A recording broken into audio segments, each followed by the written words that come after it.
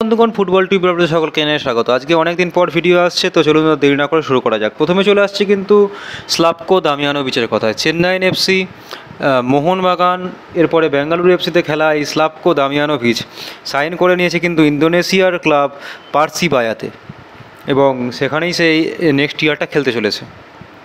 এরপরে চলে আসছি মুম্বাইয়ের আপডেটে, মুম্বাইয়ের কিছু ডিপারচারের প্রথমে চলে আসছি তাদের অ্যাসিস্ট্যান্ট কোচ হিরোশি মিয়াজাওয়াকে তারা কিন্তু আজকে অফিসিয়ালি রিলিজ করে দিয়েছে, এবং তার জায়গায় অ্যারাইভাল হচ্ছে অ্যাসিস্ট্যান্ট কোচ, অথবা বলতে পারি এটা Indian assistant coach Clifford Miranda, আর strength and conditioning coach Dennis Kaban. এরপর চলে আসছে কিন্তু রেনিয়ার ফার্নান্ডেসের কথা। রেনিয়ার ফার্নান্ডেস কিন্তু এফসি গোয়া থেকে ওড়িশা এফসিতে লোনে সাইন করেছে, তো এটা একটা খুব ভালো দিক।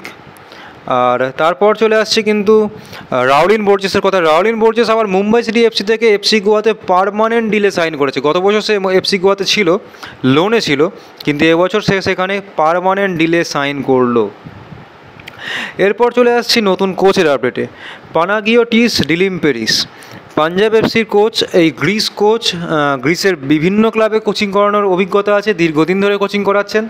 স্টাইকস ভার্গেটিসও কিন্তু গ্রিসেরই কোচ ছিল। তো এবার এটাই দেখার যে এই নতুন কোচ এসে পাঞ্জাবকে কিন্তু কোন উচ্চতায় নিয়ে যেতে পারে। এরপর পাঞ্জাবের আর একটা প্লেয়ারের আপডেটে চলে আসছি। কেরালা ব্লাস্টার্স থেকে লোনে তারা নিয়ে যাচ্ছে কিন্তু নিহাল সুধীসকে, উইঙ্গার এই প্লেয়ারটি। এরপর চলে আসছে কিন্তু মোবাসির রহমানের কথায়। মোবাসির রহমান কিন্তু ইস্টবেঙ্গল থেকে জামশেদপুরে যেতে পারে, এরকমই কিন্তু আপডেট বেরিয়ে আসছে। এরপর চলে আসছে কিন্তু ইস্টবেঙ্গলের আপডেট। ইস্টবেঙ্গল কিন্তু সিএফএলে তাদের ম্যাচে কিন্তু 7-1 জিতেছে টালিগঞ্জ অগ্রগামীর সাথে।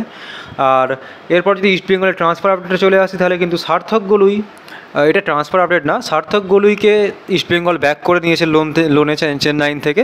তো এই সার্থককে সিএফএল স্কোয়াডে দেখে নেওয়া হতে পারে, এরকমই কিন্তু আপডেট বেরিয়ে আসছে। আর হীরা মণ্ডল, সে কিন্তু আবার ইস্টবেঙ্গলে ব্যাক করছে।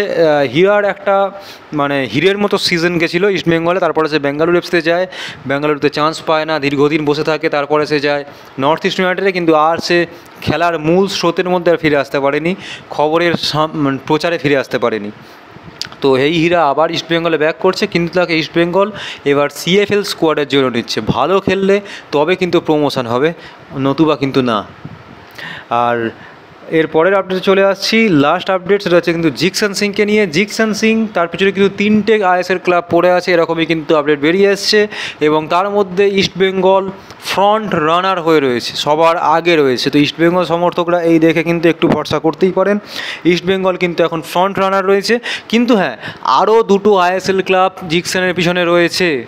তো সেই দুটো ক্লাব, তাদের নাম এখনও বেরিয়ে আসেনি প্রকাশ্যে, কিন্তু সেই দুটো ক্লাবকে টপকে ইস্টবেঙ্গলকে সাইন করাতে হবে। ইস্টবেঙ্গল সমর্থকরা একটু বুকে আশা বাঁধতে পারেন যে সেই ক্লাবগুলোর মধ্যে কোনোভাবেই মোহনবাগান নেই, তার কারণ আপুইয়াকে তারা সাইন করিয়েছে, আর কোনোভাবেই মুম্বাই সিটি এফসি নেই, এরকমই কিন্তু আপডেটও বেরিয়ে এসছে। তো এই দুটো জায়ান্ট ক্লাব, যারা যে কোনো ডিলকে যে কোনো মুহূর্তে ঘুরিয়ে দিতে পারে নিজেদের দিকে, তারা যখন নেই, তখন কিন্তু ইস্টবেঙ্গল সমর্থকরা এটুকু আশা করতেই পারেন যে জিকসনের পিছনে ইস্টবেঙ্গল যেভাবে পড়েছে, তো ইস্টবেঙ্গল তাকে নিয়ে আসতে পারে। তো আজকের ভিডিও ছিল এইটুকুই। ভিডিওটিকে ভালো লাগে ভিডিওকে লাইক করুন, শেয়ার করুন, চ্যানেলটিকে অবশ্যই সাবস্ক্রাইব করুন, যাতে এরকম ভিডিও আপনারা আরও দেখতে পারেন। তো আজকের জন্য গুড বাই।